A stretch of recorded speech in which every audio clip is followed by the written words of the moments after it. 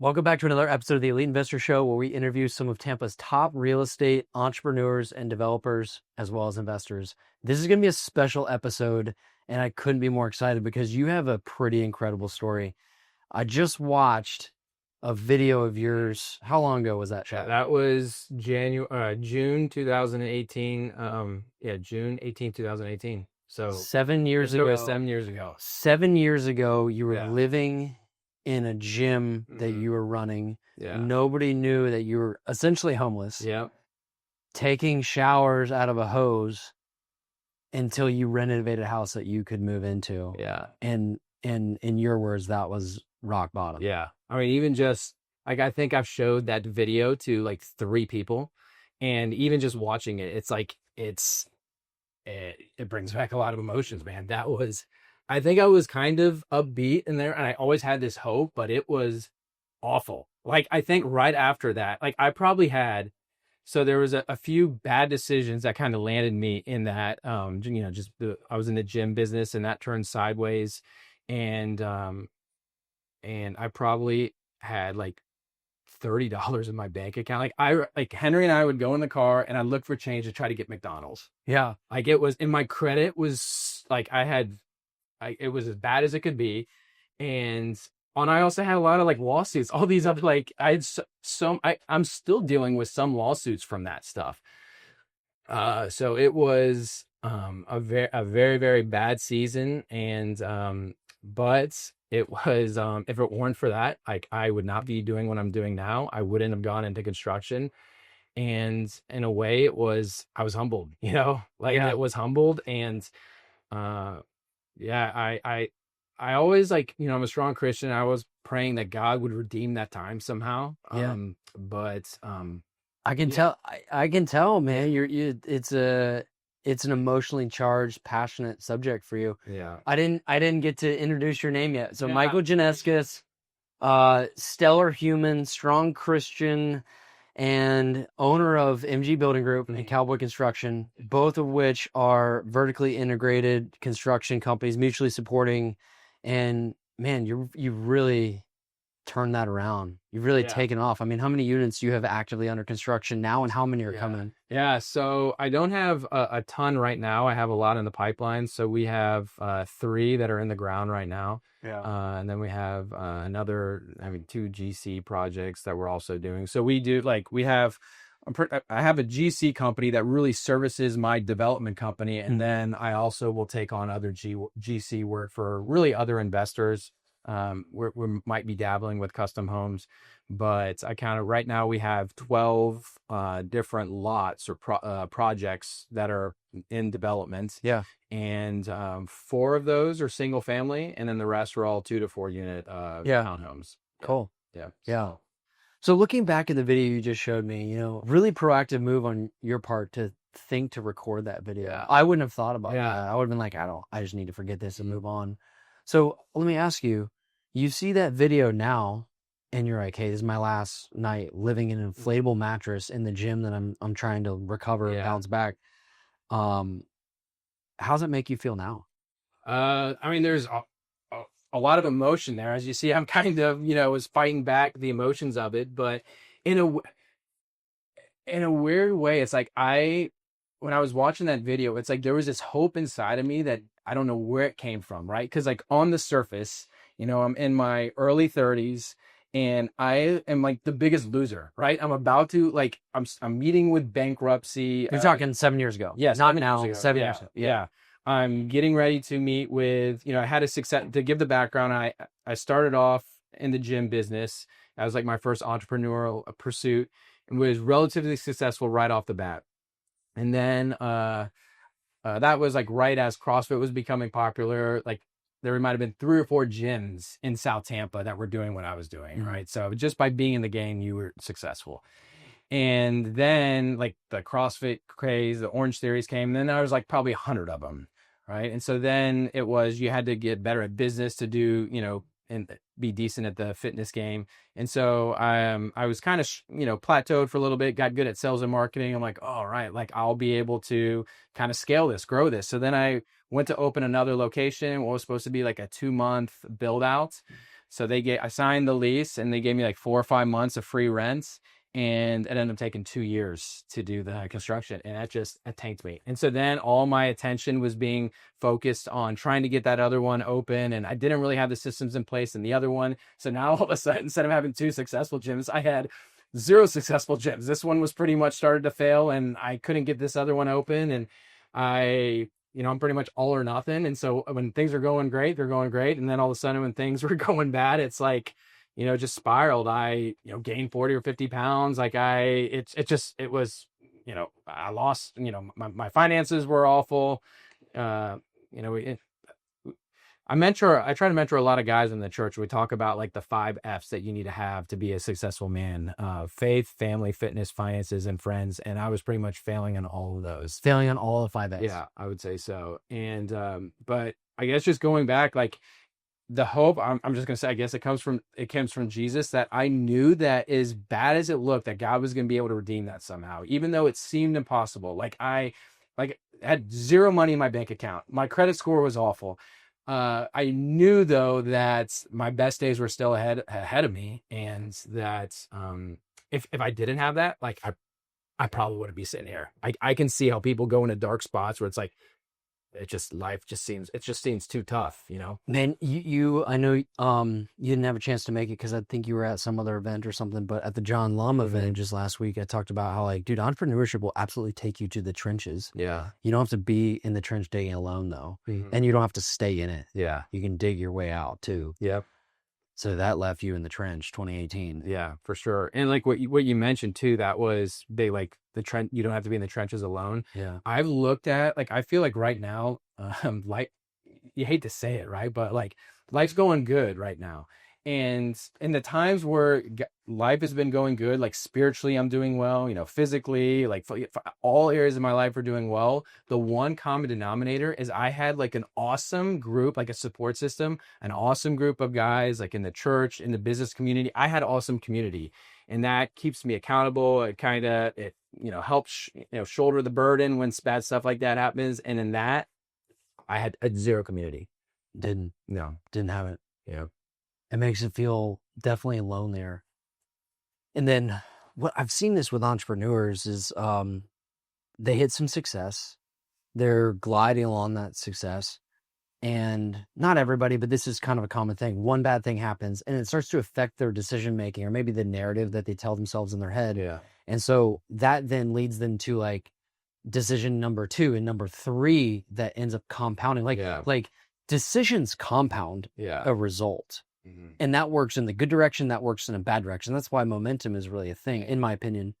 And I'm not accusing you of making bad decisions, but it sounds like that was making a component. For sure. Yeah. Like, I've heard the analogy where it's like a hockey stick, where it's like, when things are going well, and then boom, like it can be like all of a sudden, compound interest, you're doing, more money makes more money. And on the flip side, where when things can go really well, all of a sudden they exponentially get better. Like when things start to go bad, you make bad decisions, then you make another bad decision, and it spirals the other way. Yeah. And that's exactly where I was at, where it was bleeding into every area of my life. And that's kind of how I found myself at rock bottom. So let's go back in time then, because the comeback story is incredible. Yeah. You got a lot on your plate now.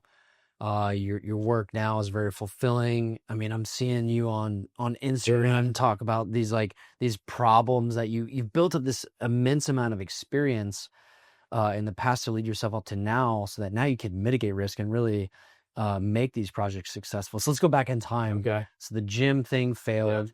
You gained all this weight. You were living out of the gym. You had nowhere else to go for 6 months. Then what? Yeah. So then it was I was very involved in the church, and I met a guy that I kind of hit it off with. He kind of like an older brother to me, and he was in the construction industry. Mm-hmm. And I was still trying to hold on by a thread. And this is all like, I should have given up like years before that, but I just thought like, I was going to be able to like make it somehow. Right. Yeah. Like that optimism and that hope can sometimes bite you in the butt when you've kind of like there's a closed door, like I'm always praying for God to open doors that no man can shut, and God to shut doors that no man could open. I kind of feel like that was a closed door by God, and I just kept on trying to push, and I kind of ended up getting into just digging myself into a deeper hole. So I was still trying to figure out a way to get the gyms going, but so was able to have enough where I was able to pay a few trainers, a few times a week, where I could have like my mornings free or my night free. And so I begged this guy to kind of take me on as like an assistant superintendent for a shell contractor. And what that is, and like it's not very common outside of Florida, but in construction, how you have like your HVAC subcontractor, your electrical, your siding guy, just like that. Like a lot of builders will hire one company, a shell contractor, to do everything shell. So anything like the footers, the stem wall, the slab, the blocking, the framing, all of that stuff, they would hire one company, and that's the company I was working for. So and the good thing about that is I was able to get a lot of experience very quick and see a lot of problems. And so like that's how I started. I got in the construction industry, still had the gym, and I was then on the job sites during the day. And so I'd teach early in the morning, go to the job sites, and then I'd come back for like 6 p.m., 5 to 7 p.m. classes. Were you working for the shell for free at that point? No. I mean, it was like laughable, like the salary that I had. But yeah, I think last time we had this conversation, you were working for like, what was it, $30,000? Yeah, it was $35,000 my first job in construction. Dang. Yeah.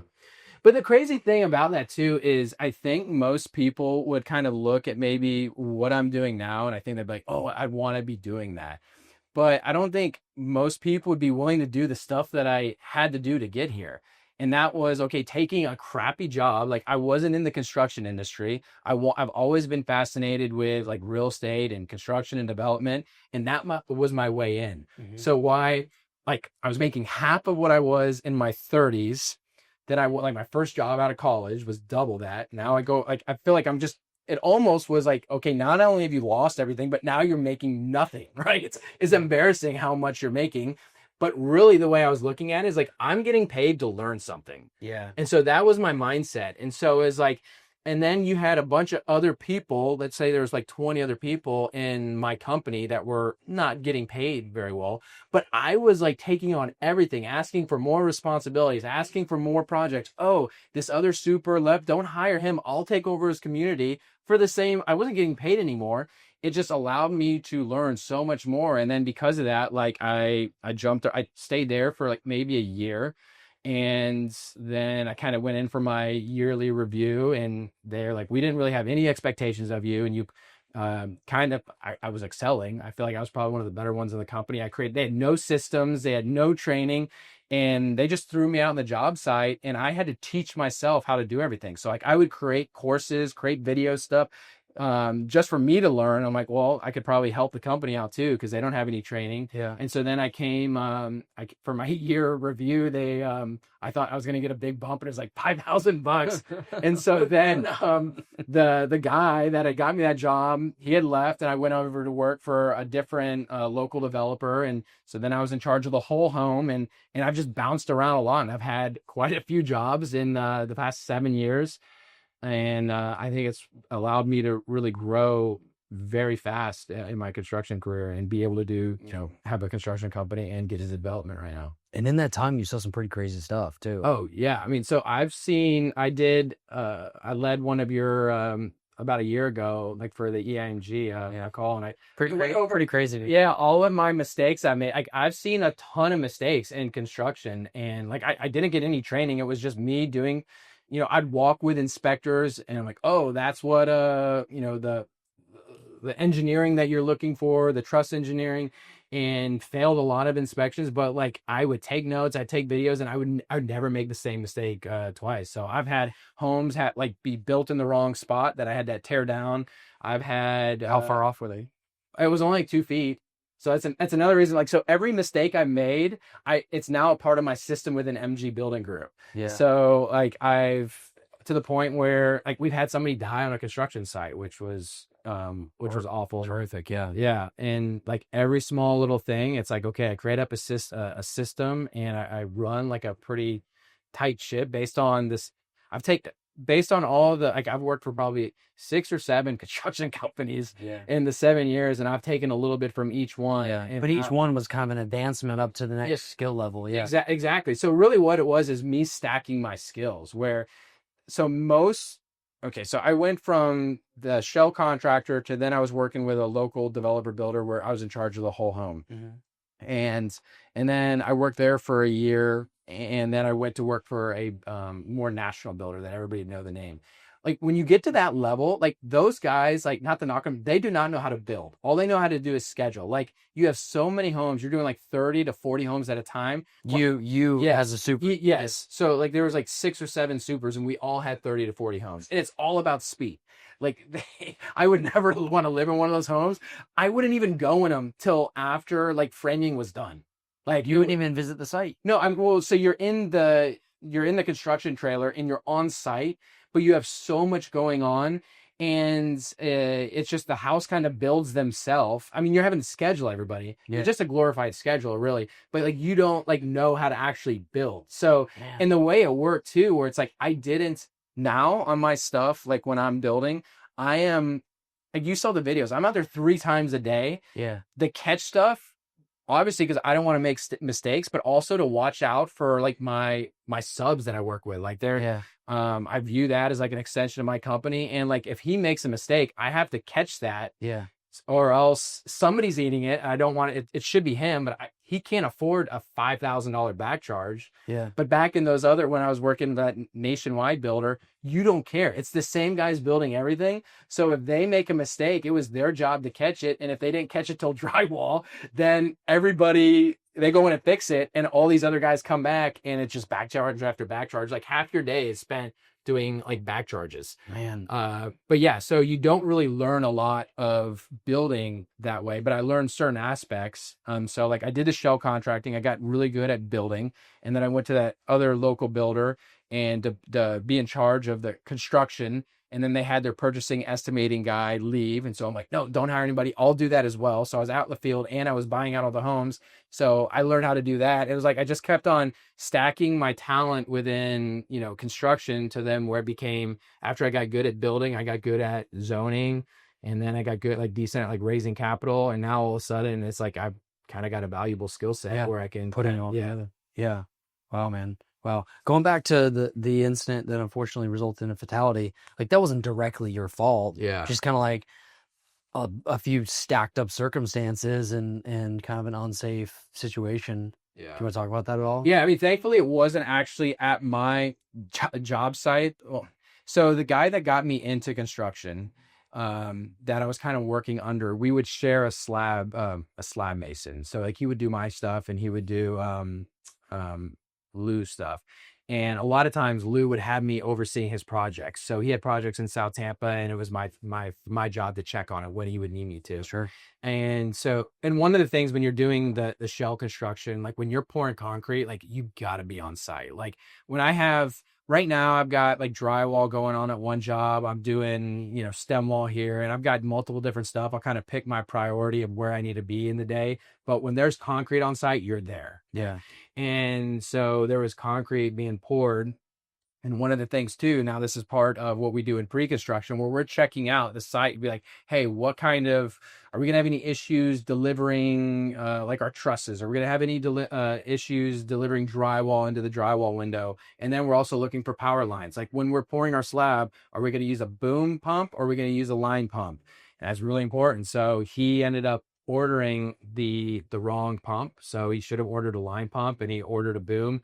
And so the slab guy had, if you've ever seen it, like a big, the big truck where the concrete will pull up, they'll dump it into the concrete pump, and then that's what gets it into the slab.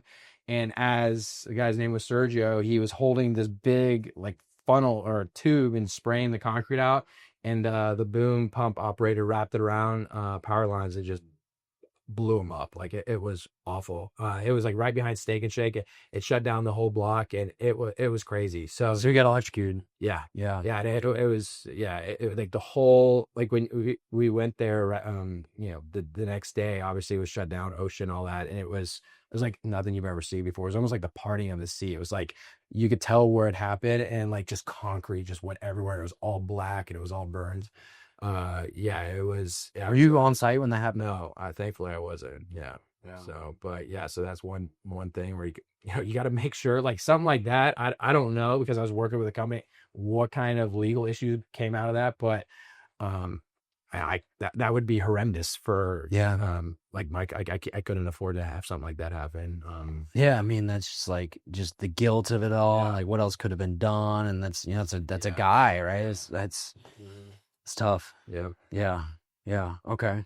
What's some other crazy stuff that you've seen? So I've done one where so go one of the things, like, so I'm starting new project and we're getting ready to we just blocked up the so we poured the footers and we're getting ready to pour the stem, or build a stem wall, and we'll pour the stem wall. Yeah. One of the things I will do before I pour that, so the guys will be there tomorrow, they're blocking it up On Highland? yeah. Yeah. So after they block it up, the next step is to pour it. But I won't pour it right away. And like I like to build fast too, especially like Yeah. when I'm in, like on the developer side, like the hard money is very expensive. I'm moving quick on my stuff. Yeah. But there's certain things where I go fast, and there are other things where I'm like, okay, I go fast, fast, fast, boom. Let's like pump the brakes here. So they're gonna build that on tomorrow. And then the next step is my surveyors will come back and they will make sure that I'm in the right spot. Yeah. And then so they'll come out and do the survey, and then I'll get the survey report and make sure, okay, yes, the building footprint is where it needs to be. It's 7 foot side setbacks. That's where it is. Okay, we're good. Then I pour the concrete. I bet not many people do that. Yeah, I think I don't I think more like in certain counties you have to, like in Pasco, like you require what they call a form board survey or a tie-in survey or an as-built survey. It's all the same stuff.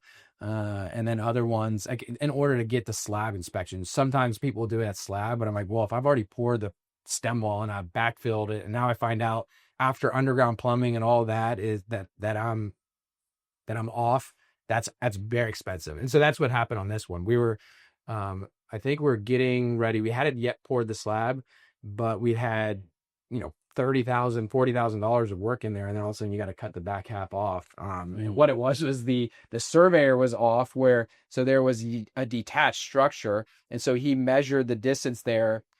So what happens is before we start, I'll have the surveyor come and he'll put pins on the lot telling me where the house should be. Mhm. Well, his pins were off. So that's why he comes in the beginning, and then I have him come back. He comes like four times, because when something's off, he's paying for that. It's like his liability insurance, not mine. What do you call that when a surveyor comes back out? Like what is that? So the first step, like when we scraped the lot, it was the lot pin and the blue top. This might be getting way too in the No, this is good. This is good. Yeah. So so they'll put the four corners, and then they'll put in the tree a nail with a blue ribbon that's telling me how high I need to be. How accurate is that usually? Within like It's supposed to be really accurate. like within a half inch?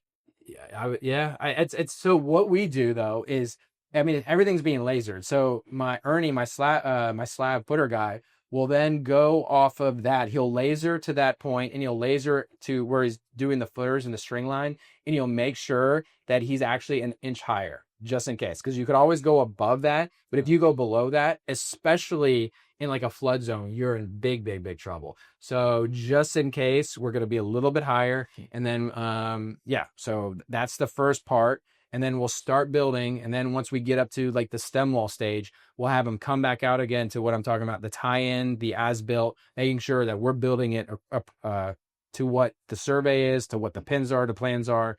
And then you kind of just keep on going. So if there's a mistake, then they eat it. They're liable, not so much me. So a lot of construction is just covering your butt too. Yeah. Have you had that happen where a surveyor was wrong after the first time that you? Not since that one time where they were off with, and what they did is they measured, instead of measuring building to building, they did eave to eave, or it was one of those where they messed up, and then because of it, the garage was in the setback, and City of Tampa wouldn't allow it, so they did demo it.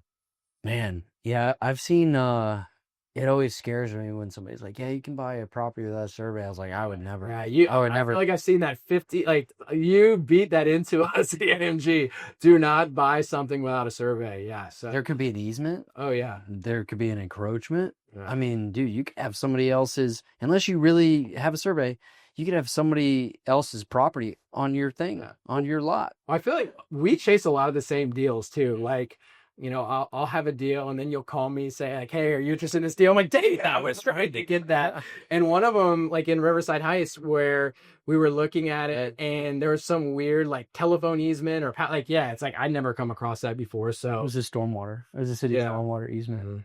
Oh, he's gonna do 2 lots there. Is he? Yeah, I didn't get it either. Just so everybody knows. Yeah, yeah, yeah. So, okay, well, cool. So you talked about you have 3 in the ground, but I think you have a huge pipeline kind of built out. So talk to us maybe about like what that looks like now and where you're going with everything. Yeah, so I have another 3 or 4 lots that'll be like up to 2 units that are in, you know, permitting right now. So hopefully trying to like see if they would just change their process, which is killing me. So You're talking about it's like sorry. yeah, or like within the last 7 months. Yes. Not like this week. Yeah, Right. it feels like it though. Yeah, but Yeah. I was still getting used to how they do it, so it's taking a little bit longer. But yeah, we've got probably by the end of the year we'll start 1, 2, 3, another 4, and then 20. Next year will be a really big year. So we're under contract with a few more since last time I talked to you, and yeah, so I'll, you know, also picking up some GC stuff too. Yeah, good. But yeah. Yeah, I think the last time we were in the room, you were talking about you have like what was the figure you used? You had like $1 million worth of revenue or profit like forecasted over the next year. Yeah, well, a lot of that was, yeah, a lot of that was within EIG members. So, So hold on, just what is the stat or what is the data point there? well, that's also based on like so I have deals that I'm doing, and then I'd say quite a few of them have come from somebody in EIMG, whether they're a partner in the deal came from some like a wholesaler in the group. Yeah. And if you take all of those deals that I have, yeah, there's a decent amount of profit. Like once I finish, I'll probably finish 1 or 2 of them this year, and then there's quite a few next year. Yeah, it's been the return on investment for EMG has been great for me, mostly. Yeah. So the market let's just say the market stays where it's at. Mm-hmm. Am I correct in understanding what you're saying? You stand to make 7 figures profit if you isolate only deals that were found through. And that's just on development. I'm not counting the GC stuff. So it's been, yeah. Wow. Yeah, that's incredible. It's been good. Like it's been. You might be getting a better return on it. No, I don't know, because you're able to, like, with all the stuff you're doing with land, I'm like, man, like James has got all these deals like before anybody else hears about them. So, but yeah, it's been like, I'd say now almost the majority of my stuff is coming from somebody in the group, or I'm partnering up with somebody in the group.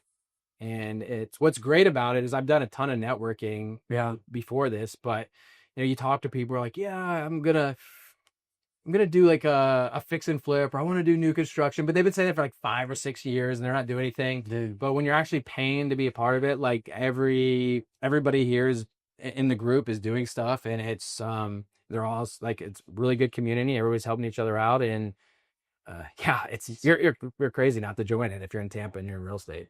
I appreciate the words of support. It separates the interested from the committed. Mm-hmm. And I think that's important because I've found that interested people, they will do the thing. Sometimes they will maybe analyze a few properties and maybe make a few offers. And what I've found over my years of entrepreneurship and also real estate investing is an obstacle is going to come up. An inconvenience is going to come up. And the people that are interested, that's when they stop. Something comes up they didn't expect. Versus the committed people, they'll only accept one thing, and that is a result, a positive result that gets them to success. And a lot of times that ends up looking a little bit different than they envisioned. But I think that's a big differentiation that's also taken our business far, is like, I don't really work with people who are interested anymore. I'll tell you my secret about deals I do within the AMG community. Yeah. I'll tell you my secret. I'm really sharp on what I say no to. Yeah. Hey, do you do stuff in this zip code? Nope.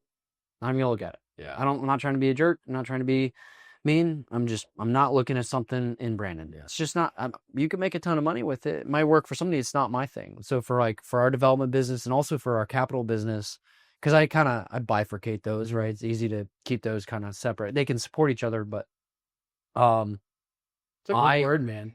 bifurcate. Yeah, like, Yeah, yeah, yeah, it's smart. yeah. I separate those, but I'm pretty sharp on what I say no to. So I'll give you an example on the development side, stuff that's not in my prime zip codes. What ends up happening, and they could be great deals. What ends up happening when I do those deals though is I end up creating my own little research project, and I'm like having to look up different zoning aspects, different market trends in those areas. Maybe it's in a different overlay. And so to keep it easy, I just focus on the things I know the best, which are like a very small list of select zip codes in Tampa. And that's working well for us. I mean, as of right now, we have 18 lots totaling 42 units of entitlement and density increase. Nice. My goal for the year was 10 lots. And so Yeah. it's June. It's June 24th today. So we're almost halfway through the year. So we're surpassing that goal, and I'm thankful for it. You got to watch your risk in this market for sure. So I'm cautious of that. Yeah. There is one deal we might dump. So I don't know what the numbers will look like once we do that, but we'll see. And then, so for the capital business, I'm really cautious about people whose enthusiasm surpasses their capability. Like, hey, we just formed this new group. It's going to be great. We're targeting multifamily. And it's like, how long have they actually worked together? Is everybody raising money? Who's actually going to be the one operating the deal? I've been a limited partner in a few deals where it's like, how did this all go bad? Nobody's really like operating the deal. Yeah. Nobody was like truly managing the risk in the military, say like the deck plate level, like actually on site, like you're talking about with your builds. As you can have as a testament, like that stuff becomes important. Yeah. Yeah. Yeah. Okay, cool. Yeah. I mean, same thing was like for me, like as I've recently gone out on my own, it's like all people call me up, like, will you do this? Like, I'll do anything, right? Like, I'll do anything right now to kind of grow and kind of survive. And I realized, like, as you know, I got a project in St. Pete. It was an awesome project, and I'm like, oh, like I'm gonna learn. Like, I guess they're a little bit more progressive with their zoning in that area. I'm like, oh, like I'm gonna get good at that and start building over there. And I'm like, you know what? Like, I need to just be awesome in like Tampa. And I realized too, like That's what you're doing now? yeah. So like once I finished out that project, I think like I've built, you know, at scale when I start to grow it, I would maybe be able to do that. But right now when I'm doing a lot of the stuff like driving 45 minutes there and back, where it's like I could handle 10 at one time in this little like the Heights area, as opposed to one over here and two or three over there. So Yeah. Yeah. The stuff that we're doing, and actually I want to bring this up because I'm curious if you can relate. The stuff that we're doing, I think it could be easy to sit back and be like, oh, like that's real simple. That's real straightforward. Like it's a lot of pitfalls. Yeah. A lot of pitfalls. I mean, right now I'm looking at a plumbing mainline extension and having to coordinate with FDOT for their like stormwater discharge and traffic requirements. It's like, dude, what? Yeah. Like that's, oh man, it's stressful. But as you grow in business, I think this, in my opinion, might be true for a lot of businesses. As you grow in business, your capacity to solve problems also grows. And then you're able to take on bigger problems. And when you face these bigger problems, it's gonna look a different way than the stuff you were solving before.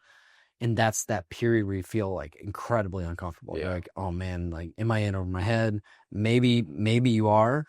But I think what that comes down to is like, all right, well, let's like rally some supportive factors I can control. Let me find the best civil who can like really tell me about stormwater and traffic count and stuff for this particular project. Let me have Michael in my corner, like have answer questions about GC stuff when I need it. So you talked about EIMG and the return that you've seen. I'm glad that you've seen that. But more than that, it's like, to me, it's like a sense of community that can give you some accountability, some inspiration as well. Like everybody loves to be inspired. I get inspired. I'm like, I didn't know like I was doing all that. Like that's incredible. But then resources when you need it. That's been huge. It's been huge even for us.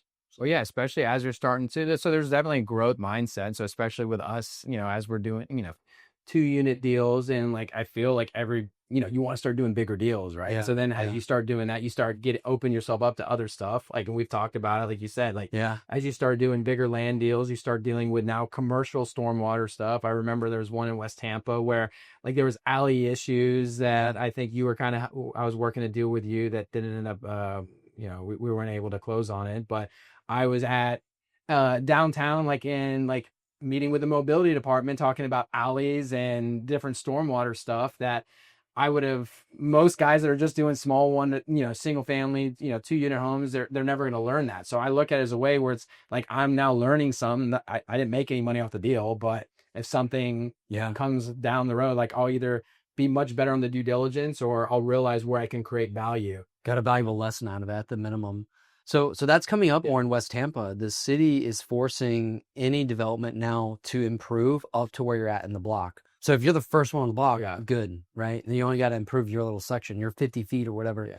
But if you're like in the middle, which one's closer? That's the one you're going to. I hate that stuff. It drives me crazy. Like part of it, like I'm concerned to say too much because I don't want to get on the city's bad side, but it's like that everybody talks about like affordable housing and like how it's such a big issue. And I know that's one of the big things for them, but they make it impossible to build stuff that's affordable. Like it's like I was starting to do stuff like in East Tampa. That's where I love doing it, but they make it with all of that the like impact fees and stuff like where they're classing us as like big $billion developers where I can't afford to take on this risk and build more housing and more affordable housing because that kills deals. Like I like alleys before I got into development because I love garages in the back. I hate building garages in the front, but it sucks. Now as I was learning development, like the way we're set up, it just doesn't work well to use alleys, especially in West Tampa. Yeah, I'll give you an example. So the parking requirement, the parking requirement, you are supposed to have 24 feet of backup distance from the parking space to where you can do like a 3-point turn. You back out of the parking space, you need 24 feet of distance. Mm-hmm. Well, these alleys, some of them are 10 feet, some are 14 feet. So we're doing 2 projects right next to each other, total of 4 units. You only have 14 feet back there. And I only have enough, if I'm doing 2 units right there, I only have enough to do a single car garage. Yeah. Okay, well, a normal parking spot is 9 foot wide by 18 foot deep. I'm getting one of those in the garage, which, by the way, I'm putting my waste can in there. So now that adds, I got to have that be 22 feet long. Mm-hmm. And then I only have enough space for 18 feet behind it and then the alley. So like I'm having to request a waiver on the backup distance. And we did like an arc turn radius analysis that will show city council it can work. It's definitely not ideal.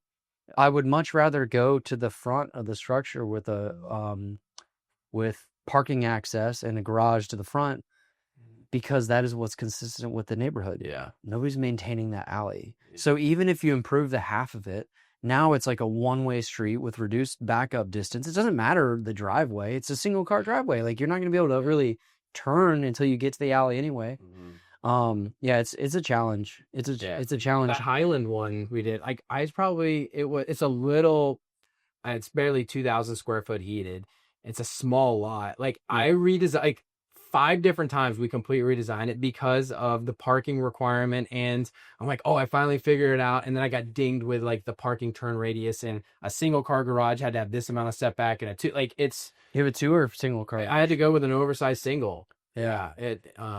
But yeah, I mean, going back to the alley, if I like to look at a lot of real estate like all over the country, and you see stuff like in Chicago and some of those big cities like where they don't have garages in the front. Well, yeah, Denver's like that, but you have really long lots where it's like 140, 150 feet where you can have, a detached garage in the back and you can offset it and you can still have enough backyard. But when you only have 100-foot long lots, the market just penalizes you for not having a backyard and having the garage in the back and with a crappy alley. So, I mean, I understand what they're trying to do, but it's just the way most of the city of Tampa is platted. It just doesn't work well for development. Yeah, it's tough.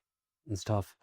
What's got you most excited these days besides the obvious like growth of your business? That could be it too. Just the growth of your business. I just went out, earlier this year. And so just growing that and, finding more deals and, trying to build, like I've realized too, especially in Tampa, it's like a big city, but it's like it feels like small. Like everybody knows everybody. Yeah, it's pretty wild. And so like just build like I've had a like building relationships like within, within the church. Like I'm very involved there. And now a lot of people that I go to church with are also doing business with. And so it's like there's just a lot of synergy in my life. And I love building things. I love building relationships. So it's like I'm in a good season of it. It's Good. exciting. Building relationships, building structures, building Yeah. business. Cool. What's the biggest project you have right now in terms of number of units in under one structure, or maybe like dollar value? Yeah, so we're getting ready to hopefully break ground in the next 6 weeks in close to Armature Works. I'm hoping that's going to be like $1 million per unit on the townhomes. How many units is it? Just two, but it's going to be like a really good like a portfolio project. We're probably overbuilding a little bit, but I've got room within my because I can make the numbers work a little bit on the shell. But we're gonna have higher ceilings, and we're gonna make that pretty creative, and I'm excited about that one. Awesome, man. So, what did you pick up the land for on that one? That one was 375. So a little less than 200K per unit. It's like 190K. Yeah, per unit. 187. Yeah, yeah. Dude, I've run so many numbers, and one of the things too, like as I've gotten into development, like so I've built a lot. Now I'm just starting to develop. Where now, I mean, the difference is, just so people know. So you have, for instance, if I'm the GC, I am just in charge of actually building it, right? So like you've done a lot of development. You might buy the land. You'll be in charge of all like the design, all the numbers, and then you will hire me to actually just build it, right? Yeah, but I want to make sure that guy's involved from the start. Yeah. Because if I'm making decisions based on my lack of experience being a builder, Yeah. that can put everybody in a bad position. 100%. Yeah. Yeah. So I've done a lot of work, a lot of homes just on the GC side, where it's like somebody comes, these plans are approved, whatever, and I build the whole structure, CO it, and all that. Mhm. Now, as I'm doing the development and under my own construction, like I'm the one who's making all the decisions. I'm having to get the construction loan, fundraise, and I'm writing all the checks. And so it's, there's certain things that I just didn't, how the construction loan process worked. I messed up on that big time on my first one. We had to put in an extra $100,000 into the deal because You went over budget?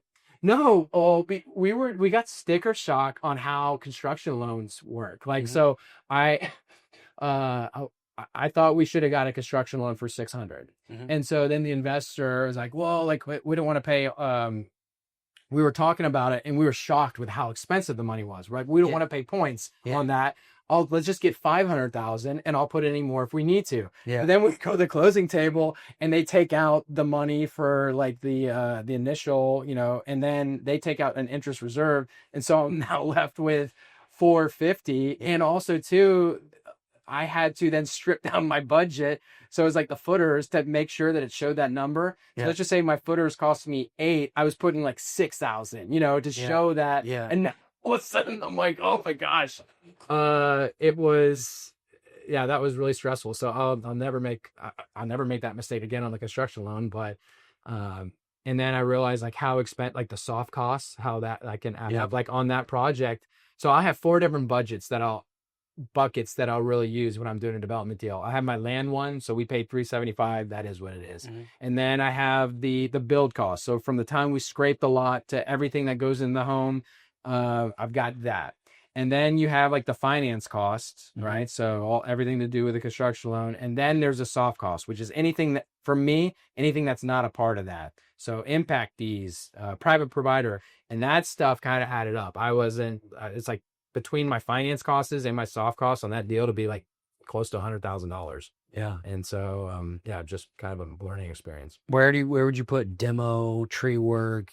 All that would be under soft costs. So that, yeah. So hooking up new water hooking up new water meter. Soft costs. Yep. Yeah. So typically when we were doing stuff just on the single family, we would, this was like, right around COVID time, we would budget like $35,000 for single family for like the trees, the permitting and all that. Yeah. And so now I'm doing a lot with, buying something that's got 1 unit, demoing it, put 2 or 3, and now you got extra impact fees that are associated with that. And like I said, it makes building more expensive. Yeah. Yeah. Yeah. It's cool that you're still finding ways to make it happen. I feel like a lot of people who've been doing things wrong, like 2020 to 2022, maybe 2023, like you're able to do projects wrong and still make money and be like, oh, like I did all the things wrong and it still was successful. I think that's really dangerous. And it leads to not being able to sustain that when the market changes like we're seeing right now. Yeah. So it's pretty remarkable. You're still making it work pretty well. Are most of your projects build to sell them or build to Yeah. rent them? Well, it's probably about, I'd say like 50%. Like the stuff that I have right now, it's build to sell. Yeah. But there's certain areas like in West Tampa and East Tampa where it makes sense to do build to rent. So if I can hold on to them, I will. But a lot like if I can sell a townhome for $1 million a unit, the rents don't work for that. So Yeah. it depends on the price point we're going. So if Yeah. we're at like 500,000 or depending on how good we get the land, but we're typically holding on to those. So like one of those West Tampa ones that I'm doing with you, I'm gonna hold on to that. Which one, Pine? Yeah. Yeah. Yeah, we got some good news on that today. Oh, did you? We're making progress. Uh-huh. I try to solve when I get presented with a problem and I know that at some point someone else will be part of the solution. I try to identify all the steps in the solution before bringing it to them. When especially when it's not like time sensitive, like I'm not going to drop this in your lab and be like, Michael, this is an emergency. It needs to be like, here's your issue. Yeah. That's it. Like I don't. I dislike when people do that to me, and so I'm like, well, let me get all the facts. He doesn't need to know about this like literally today. So, my team knows that too, which is like it's a good mentality to have. So we've been working on that a lot and got some good news. But yeah, I'll update you after this. All right. Where it's at. It's moving forward. So it's a good thing. Okay, cool. So where do you think? Let's forecast forward. Well, actually, let me ask you this first. What do you think of the Tampa market right now? Where do you think we go? So it was like I went to a networking event last week where there were some of the bigger guys, like Domain was there, West Bay, they're starting to move into the market for like infill. And then there was another production builder that was there, all like the presidents or the CEOs. Sure. And one thing, like I'm glad I'm not building out like doing the suburbs, like in the Wesley Chapel, that kind of stuff. I would not want to be doing that.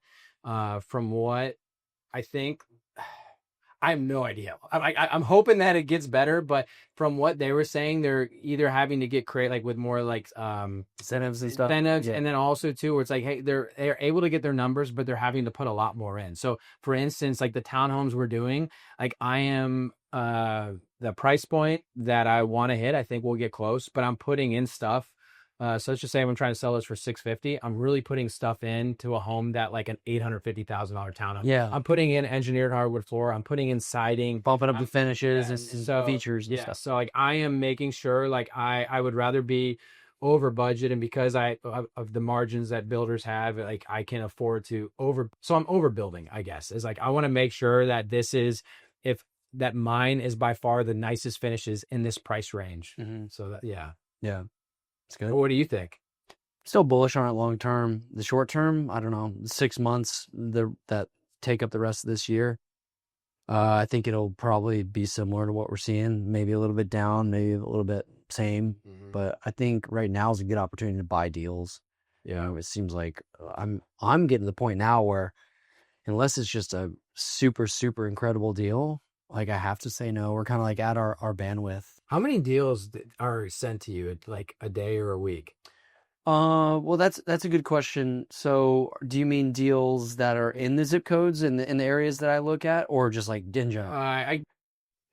Both, I guess. Well, okay. So I have a special email address, and when a wholesaler wants to add us to their email list, I give them an email address that's not truly mine, and my VA monitors that. And so she knows the zip. Here's kind of like you guys are getting some behind the scenes here.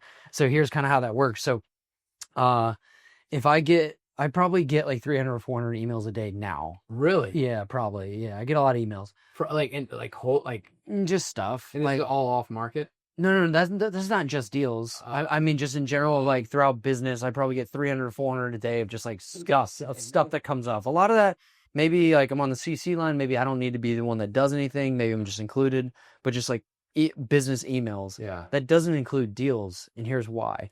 I have all the off-market deals go to a separate email address, and my VA monitors that, and so she'll screen all of those emails that are coming in to find any that are within the specific areas that I buy. And for us, it's easiest to do that just by zip code.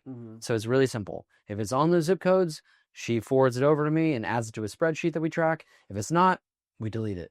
And so I don't know I don't even have the password to that email address. She has it. She manages it all. I don't look at it. And then when there is one, she sends it over. Most of the time, if it's in that email address, it's grossly overpriced, and so it's not going to work. But then some people have my cell number, and they found my number somehow, Yeah. and so they'll send me deals via like SMS. Other people, they'll still email. Somehow they got my email, and so ones that are sent directly to me, I don't know, between 5 and 10 a day, and usually like 5% of them are in areas that I would buy. And then of those, maybe 1% of those are actually good deals. Are you making offers on everything, just lowball, or some stuff you're not even? No. I mean, like, I like on some, I'm like, I'm literally half price. Like, you're sitting this out at 200, like, Yeah. I'm like 95K on it. Yeah. Because people are like, oh, like, what's your, I don't know who trained all wholesalers, but like, make sure you get at least an offer. I'm like, this one's going to offend you, buddy. Like, I'm not trying to antagonize you. Like, this is really low. And you got to understand, you're marketing this as a flip. I'm not your buyer for a flip. Yeah. Like, I'm trying to tear this structure down. So I don't care about your numbers. Actually, don't even tell me all the stuff about like the flip aspect. I just don't really care. I'm not trying to be a jerk. It's just like, I'm focused on doing good deals that are in line with our business thesis. Mm-hmm. Anything besides that, it could be a great deal for somebody else. I don't need to be the buyer. It's okay. There's plenty of deals to be had for sure. But yeah, very few wholesale. This is a really unpopular opinion. Some of the best deals I've gotten were on the market. Yeah. People hate that. People want to argue with me over that. I don't care. Go do your off-market deals. Mm-hmm. That's fine. But and I've bought deals from wholesalers. I've bought deals directly to the seller. That's all fine. And I've gotten some good ones there too. But some of the best deals I've gotten right now, they've been on the market. Especially if you're get good with rezoning stuff. That's where. Yeah, some of the best ones. We're closing one in like 2 weeks. That's a pretty good off-market deal. So is that always the rule every single time? It's got to be on the market? No, I'm not saying that. People take my words out of context. But some of the best deals I've gotten were on the market. Mm-hmm. So people are like, no, to get the best, you've got to get off market. Why would you not do both and give yourself the best chance, every opportunity to win? So to look at on the market, look at off market too. The crazy thing too is the list price is a starting suggestion. We closed on a deal earlier this year. I think it was listed for $360. It got wholesaled. I kept seeing it bounce around from different wholesalers, getting it from different emails. 2 weeks later, I was like, they're sending it to me at 300. It's 2 blocks from me. I know what's going to sell for. I ended up buying it. It was on the market. It was at 360. I bought it for 260. So I was like, wow, you know where it's yeah, at. yeah. Yeah, you know where it's at. So, I mean, that was on the market. And actually, it was an agent from my team here that saw it. She picked it up that it was going to become available, still pending, and she wasn't going to go back on market. So it was great because she brought it to me and she got the commission for doing that. So, yeah, the more people, you need to tell people what you're doing. Yeah. When you're like, hey, dude, I'm hammering 33607. If you got a deal in 33607, like, bring that to me. Yeah. You know, we can see what we can do. And people do that. People do that big time. Especially the more focused you are, if you're like, have this creative niche where like you only do certain zip codes, people start sending you these deals. And so that's been pretty fruitful for us. Yeah, I was thinking on the way over here, actually, business is pretty simple. I was talking to somebody last week about this. Like, business is pretty simple. It's the humans that are hard. It's the humans, including ourselves, like, that make it all difficult. But, you know, if you have any business that serves clients, like, it's pretty simple to break it down into 3 separate problems that most people have. And you're always working to improve one of them, improve all of them, but improve one at a time. So it's like, either nobody knows what you do, and that's a marketing problem. Yeah. If nobody's happy with what you're providing them, okay, it's a delivery problem. Okay, and if everyone knows what you do, and you do have people really happy with your product, but you can't seem to close that gap in between, you have a sales problem. Mm-hmm. You can't convert people to actually want to have your thing. Yeah. So it's like, it's either one of those three things. If you have clients, it's one of those three things. Yeah. Which one is it? So work on those. That's why I'm never shy. I'm actually kind of introverted, but I'm never shy about putting ourselves out there on Instagram on a story. Like, hey, here's the next deal. We're doing the zip code. Because somebody's going to see that and send us another deal. It's like, it's the current deals that gate the traction to do more. I know something like comes out of you. What have I known you for like maybe 2 years now? And it's like when you're on camera, it's like a different James, you know? Yeah, it's like, dude, yeah, at dinner, I'm just like quiet, just like sitting, yeah. I remember seeing like you were doing some video. Like, wow, you remind me of Ross on some of your videos. Like, Tall Ross? yeah. Yeah, he's animated for sure.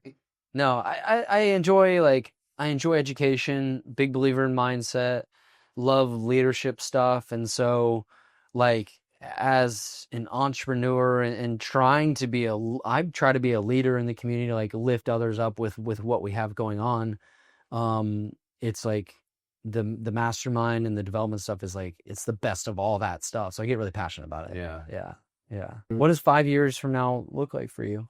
So I want to just keep on like growing, like finding more deals, finding more money. Like I'd love to be doing like 50 to 100 deals a year, and I want to be able to build up like have an awesome team. Yeah. And then bring other subcontractors like in-house. Mm-hmm. And then also too, like I want to get into like small like commercial type stuff, and I'd love to be able to so I was out west in Montana and Jackson Hole, and I saw like there was like this cowboy coffee shop, right? Yeah. And That's like that's right up your alley. yes, Yeah. So like this is like I want to have like a coffee shop. I want to have a cool little like pizza restaurant, like, and not even like caring how much money I make, but I want to go into little areas of Tampa and then be able to like do small like boutique commercial development and then also build all the homes around there. Yeah. So I would love to be doing more like boutique type development deals that I can help like transform like cities or certain parts of cities. I think Pine is going to be kind of that. Yeah. Pine is a step in the right direction, in my opinion on that. Yeah, we're gonna build something cool there. I think I'm gonna overbuild like crazy, but I don't. I think my great grandkids will end up owning that one day. So You know, there was another option on that one. We could have done the live local act. We gotten like 22 units, but the challenge is the cost goes way up. The cost goes way up because we would have had to do a podium style, and that you're having to like jack everything up. So I do want to learn. I want to do one of those deals here next year. I don't think many people are really like, maybe somebody could correct me, but I don't know anyone who's like a resident expert at it. Yeah. You can I do think first. that there's room for it's just that the parking seems to be the issue with that, but Yeah. that's my goal. 26 is to do a live local act. Yeah. I don't know. Maybe I'll look back big. We should have done that one. I'll find another similarly zoned lot and give it a shot. Because they're your advantage. Because in the West Tampa National Historic District, you have one parking spot per unit, not two. Mm-hmm. So it's kind of like it's a plus.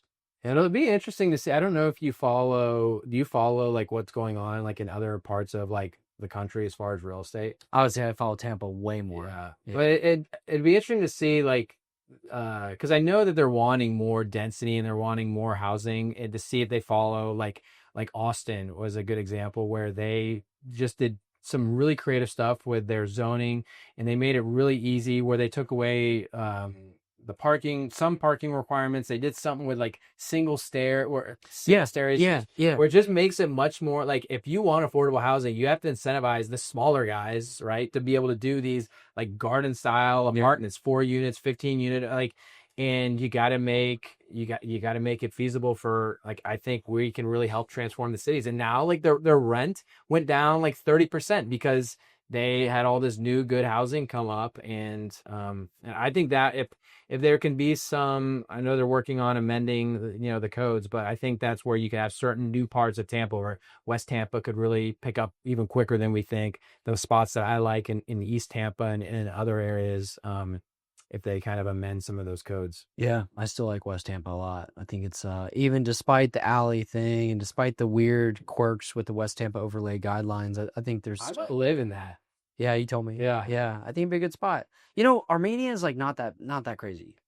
It's not that crazy. Yeah. Well, what's great about it too is like if it's one of the most convenient spots in Tampa. It is. Like I'm building over in the Heights. I can get there in 5 minutes. Just get right on the 275. Dude, yeah. You can get the access to like Midtown and with everything that's going on in downtown. Like it's just being that close to the interstate, I think is awesome. I'd rather live in Midtown or West Tampa area than like in the heart of South Tampa for sure. Yeah, yeah. And by the way, when I say crazy, I mean like traffic wise, because you got Armenia coming down, you got and so I think I haven't looked into the infrastructure improvement schedule or whatever. I bet it's on there, but Armenia they haven't improved in some time. But Howard they just paved, they put like nice side. Howard looks Working. awesome now. Yeah, Like it's yeah. significant. Like I'll every like 6 months I'll take like my family on a tour and show them, hey, this is what I'm doing. This is the areas. Yep. And I kept on telling them 2 years ago, like this is the next area. And then it's like just like the last month I drove them down there. It's like even me, I'm like this feels and looks a lot different than it did a year ago. Yeah, it'll be interesting to look back and say, hey, back in 2025, we talked about this. Here was the episode. But I mean, the reasons I'm optimistic on it, you've got the West River development. It's kind of finishing up right now. You got the new Publix. Like anywhere Publix goes in, the area tends to get better. That, you know, what is it? Publix, Starbucks, and Target. Like that's the trend. I didn't invent that rule. I just follow it. So you've got that, you've got the Riverwalk expansion down Rome, and then you've got Rome Yards going in right there, a big mixed use development. So I think over the next 2 years, it's looking pretty bright, but we'll see. Some of those builders are like in what would kind of be, you know, sketchy parts of the neighborhood are asking crazy amounts for new builds over there. You know, I saw something go under contract at a price I really couldn't believe. Yeah. For reference, south of Gandy, right before COVID, this was in December 2019, south of Gandy, I paid just over $500,000 for a 3,000 square foot house, 4 bed, 3.5 bath, new build. So I paid $522 for that house. And up in West Tampa, a similarly sized 3-story structure, I think it went pending for like the 800s. And like 5 years ago, we'd be like, that's insane. Yeah. Dude, there's no chance that happens. And look at it go. So now I think West Tampa is following on the heels of the boom that we've seen in like Ridgewood Park, Tampa Heights, down near Armature Works. Yeah. You know, I'm gonna stop talking because it's one of the best kept secrets. But I mean, just south of 275 of the count of lots and units we're doing, we've got 6 lots for 12 units that we're working on. 4 of those I haven't closed on yet. I just have them under contract. So working away at them. Well, I'm surprised too. Like I start wanting to get in more luxury, like for my single family development. And I was just shocked because I like Midtown area kind of. And like that spot, like I really like the area just north of Cypress and south of 275. Yeah. And yeah, it's not in Plan High District. You got some $1 million stuff there now. Like there's stuff on the market for like 1.6 to 1.8. I think that's too high. I think they're outpacing the market personally, but we'll see. But it just shows like how that there's certain areas of like that would have been unheard of. I've been in my spot for a while, but I remember it was like, oh, north of Kennedy, like it was like the biggest stigma to go north of Kennedy, and I feel like it's lost all that stuff. Yeah. Oh. Yeah. Cool, man. I enjoyed this chat. Yeah, it's good. Thanks for joining us on the show. All right. Yeah. Congrats on all your growth. Thank you, bud. Yeah, appreciate it.